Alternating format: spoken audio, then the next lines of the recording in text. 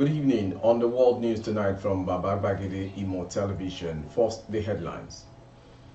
Don't migrate abroad without proper papers. Dabiri Erewa warns asylum seekers.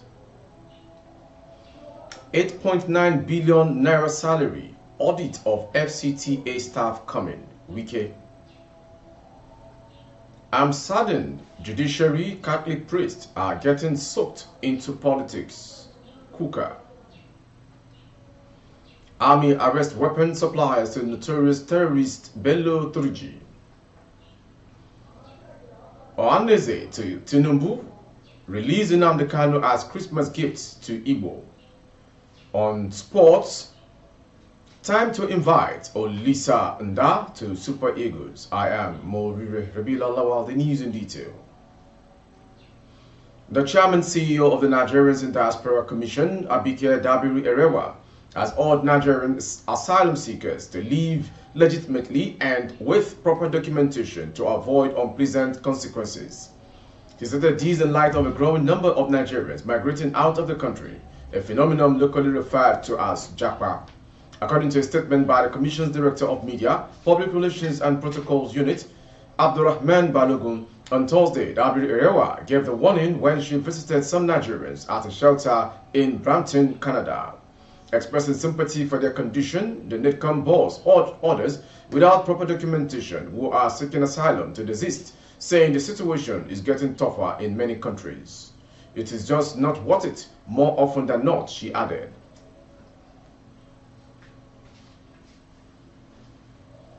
The Minister of the Federal Capital Territory, Nyesom Wike, today, November 24th, expressed shock over the 8.9 billion naira monthly salaries of FCT administration staff. Wike disclosed that he would, despite resistance, embark on staff auditing to confirm the figure. The minister, who spoke during the live broadcast in his office, also said FCTA has 38,000 staff. Wike also disclosed that the issue of insecurity in the territory will be tackled without fear or favor. He said President Bola Tinubu would commission several projects within the FCT in the shortest possible time.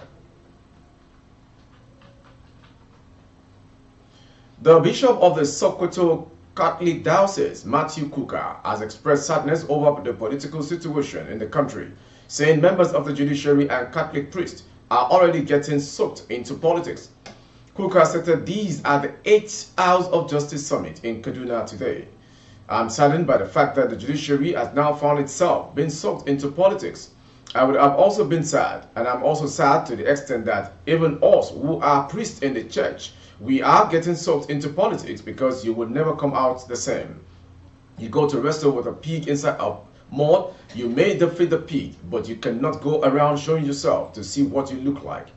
Kuka noted that politics has its own rhyme and rhythm, especially in contrast to someone who has a certain moral responsibility.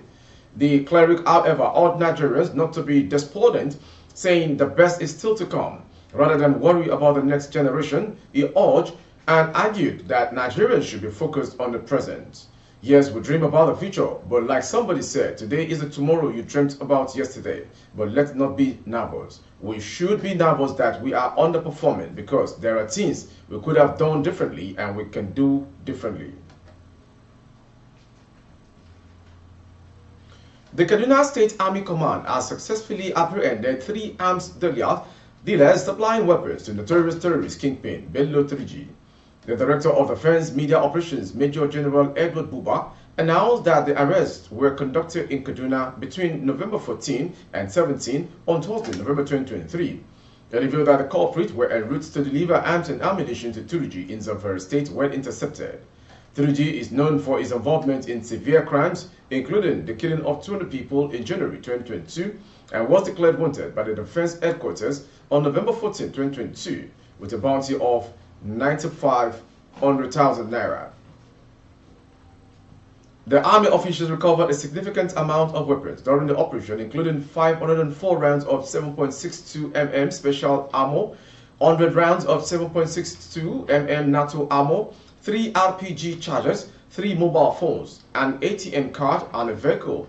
Additionally, Buba mentioned the discovery of an improvised explosive device with a handwritten letter in the Biu area of Brno on November 10, 2023. Investigations are ongoing. However, he highlighted the Army's accomplishments, including the elimination of 99 terrorists, the arrest of 198 suspects, and the rescue of 139 kidnapped hostages across various theaters of operations. Meanwhile, another 4 notorious armed traffickers were arrested by the Nigeria police, and they recovered 57 AK-47 rifles and a considerable quantity of ammunition in Plateau State and other sites around the country on Thursday, April 27.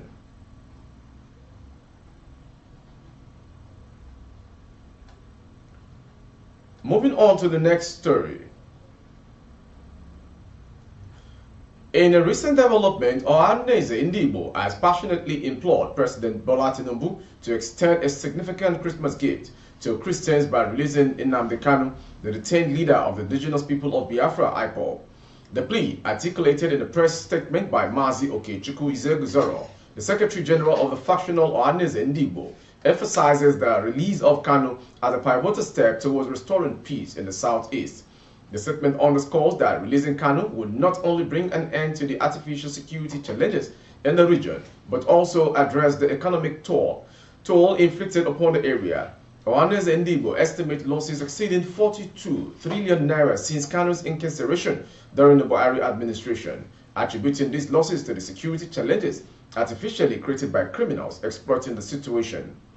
Ohanaeze Ndigbo calls on President Tinubu to not only focus on the immediate release of Kanu, but also to address past systemic failures that have contributed to the region's security challenges. Advertisements, the group emphasized a need for the unity and urges stakeholders to provide support, signaling a collective effort to foster peace and justice in the whole of the Southeast.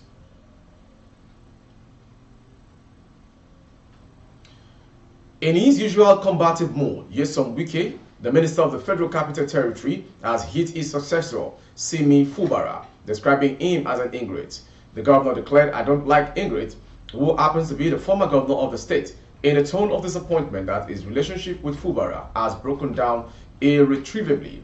The very former Rivers State governor was speaking to journalists on Friday in Abuja about his relationship with the governor in a manner that showed the precipitation of the crisis despite several interventions by the People's Democratic Party (PDP) and some elders from the state who visited him in Abuja when the crisis began a few weeks ago.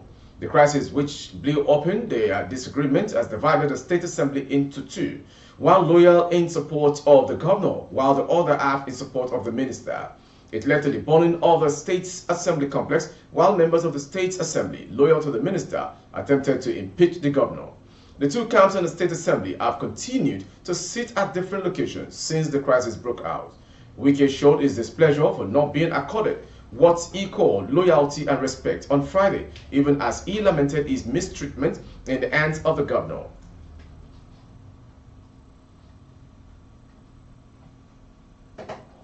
The Nigeria Police Force said it has arrested one Ambassador Wilfred Bonset, a politician, in connection with the theft of over 200 million naira from Patricia Technologies crypto wallet. The Force Public Relations Officer, ACP Olumuyiwa Adejobi, disclosed this in a statement released today. Bonset, who was said to have helped hackers launder 50 million naira out of the stolen money, according to the force, through its National Cybercrime Center, has made significant strides in the investigation of a complex financial fraud case reported by Patricia Technologies Limited.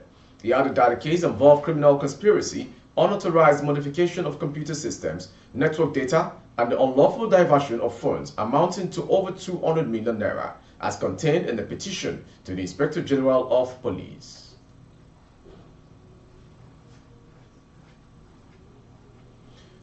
Ahead of the Yuletide season, the Acting Commissioner of Police for the Lagos State Command, DCP Ayilara Wahid, has issued a directive to all area commanders and divisional police officers within the state.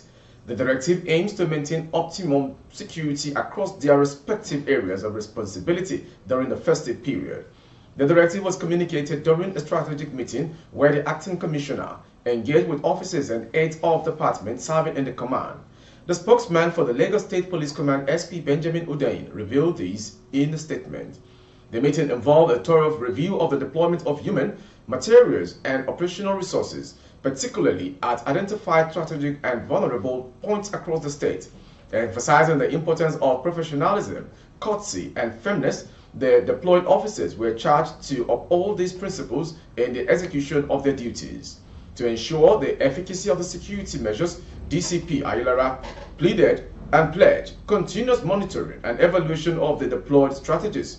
The public was urged to remain vigilant, security conscious, and report any suspicious activities promptly to the nearest police station.